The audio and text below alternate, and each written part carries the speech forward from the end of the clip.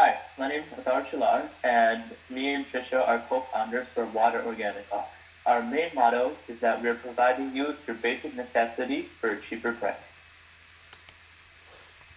So, first of all, we noticed a problem that our freshwater supplies were expected to be depleted by the year 2050 at current consumption rates. Also, desalination devices had a hard time to produce large quantities of water. So, with our plan, Water Organica, we saw the opportunity to harvest seawater and effectively produce a lot of drinkable water. Okay, so our solution is, as Trisha said, to provide drinkable water using the ocean and solving the problem of our freshwater depleting resources.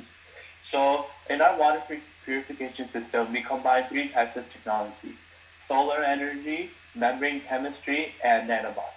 The solar energy and membranes would be very cheap, and the main cost would be nanobots. That's how we're allowed to price our products so low. Essentially, what we'll have is a machine sitting next to the ocean where it brings in seawater and uses solar energy to evaporate the water, then goes through a condensation process, which removes the salt from the water. And the membrane chemistry acts kind of like a microscopic net, removing any harmful particles in the water. And the final stage of nanotechnology will make sure that that the water is completely clean. So we want to sell our water as cheap as possible compared to normal water brands. We want to ensure that we are the same quality as other water competitors. So we provide a high quality inspection check. So we have the unfair advantage of combining three types of technology such as solar energy, membrane technology, and nanotechnology. So our underlining magic is that the only main cost would be nanobots. Currently, Poland Spring claims that they're using freshwater resources, but as we said, those are going to deplete soon. And the current desalination devices are way too ineffective, expensive, and just don't produce enough water to feed the population.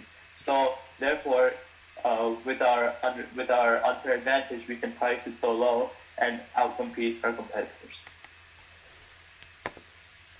So we use multiple business models to help us formulate our idea, our concept, and soon, uh, thank you.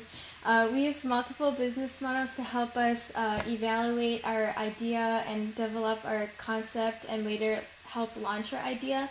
We used help from the Lean Canvas model, which helped us set up a cost and revenue structure.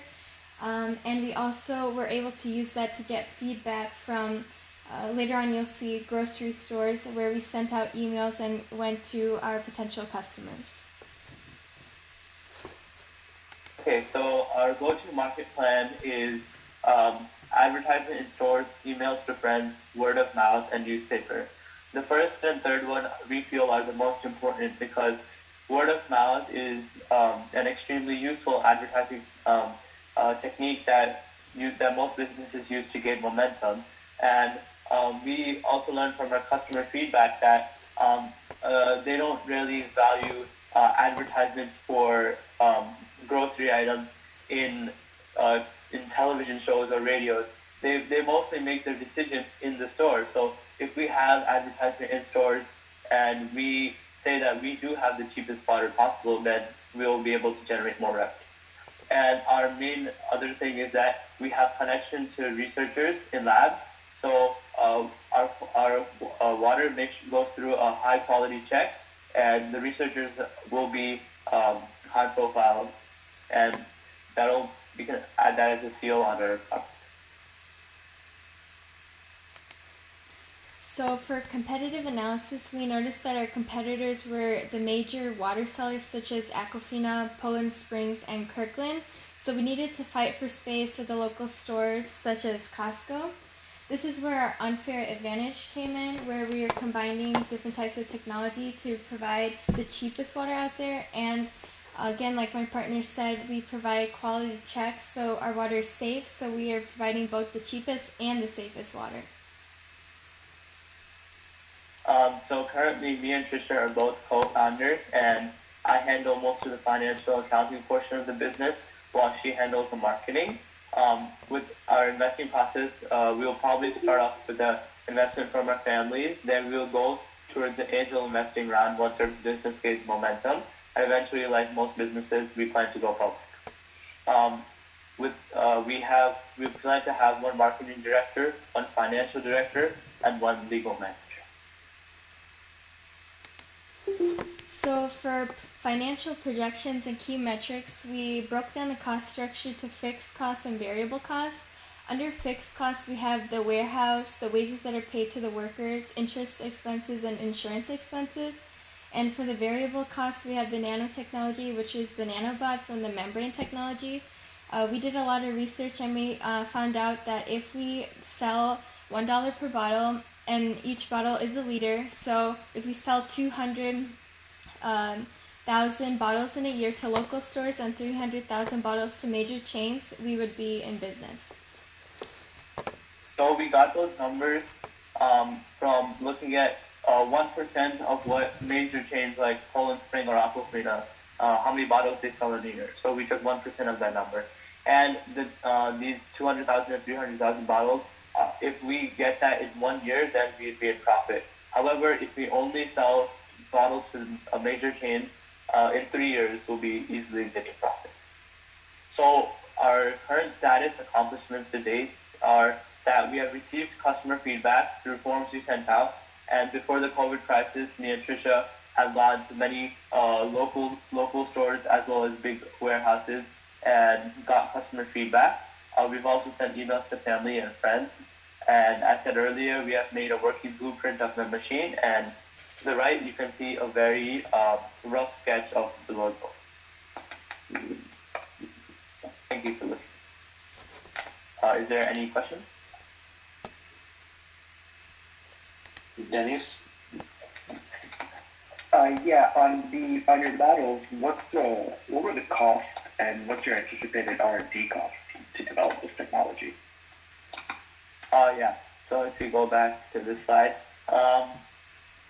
so in terms of revenue, we're going to sell it $1 per bottle, and the cost per bottle, what we worked it out is that if we have around 10 machines, which is the 30,000 because it's 3,000 per machine, and then we have the Nanobots, which costs about $16 per 500 liters, then we would need to sell this many bottles in order to remain in profit. Did I answer your question? Thanks. Yeah, that's it. Thank you. Vish, yeah.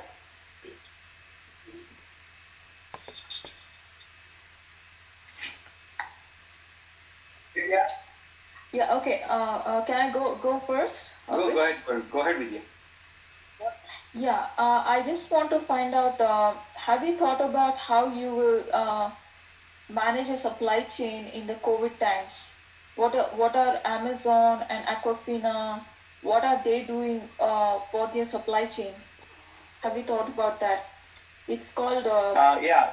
yeah. Sorry, continue. Yeah, it's Okay, just so adapting to the crisis. Yeah, so we did actually do the research on that, and we found that Poland Spring and Aquafina or the other major water chains, they're not doing that much to change their business structure because their main business model is selling to warehouses. So it's with their employees and things, they must have taken certain measures. But in terms of supply and distribution, they're still supplying to just major chains like Costco, and Costco is handling the procedure of selling the bottles to the consumers. Okay, thank you. Great. So you will be quite a big organization in order to, extract water from the sea. So what is your plan for that?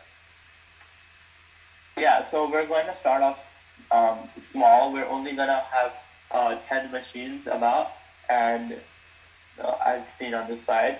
And that's why the amount of bottles we took, as I said earlier, is only 1% of the amount of bottles that the major chains sell in a year. So we have taken that into account, and we do realize it's going to be small, and we have um, we do have certain locations near certain coastal areas, which would be excellent locations for our warehouses to be. But again, there would be small, like only 10 machines in each warehouse for now.